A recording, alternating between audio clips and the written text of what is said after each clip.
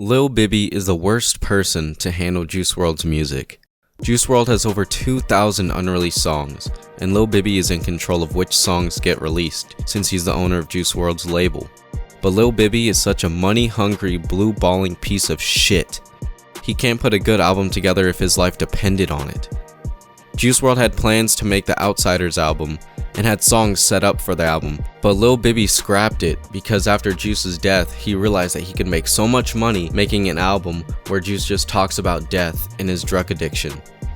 And I get that Juice wanted to talk about it, and he was depressed, but he wanted to be a source of happiness for people and help them get through whatever problems they were going through.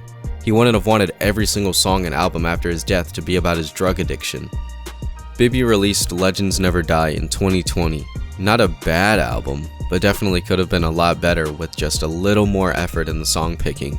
Promised a deluxe for the album, and never gets put out. A year later, he drops the most dog shit album anyone ever could have created under Juice's name, and expects us to love the album.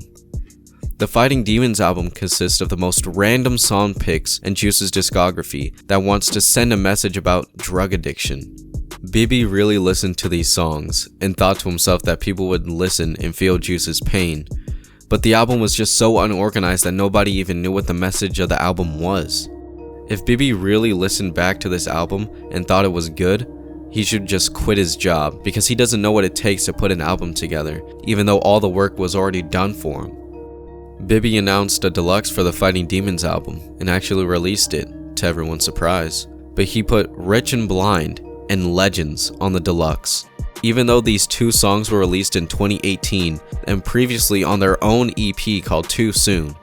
Why the fuck would you add songs that are on their own EP from 4 years ago onto a deluxe version of this new shit album he made? It's not all about his drug addiction. He wanted to send a positive message, and you're ruining that by only releasing his saddest songs that people are tired of hearing. Juice has so many songs that are upbeat, and apparently Bibby just doesn't want to show that side of Juice because he thinks that he's sending a positive message by releasing this sad music, but he isn't. He's just making himself look like a douchebag that doesn't care about anything except money. If there's any chance that Lil Bibby is actually listening or watching this, just get someone else to put together the album that actually knows what they're doing, or at least let Juice's fans pick out which songs they want to be released.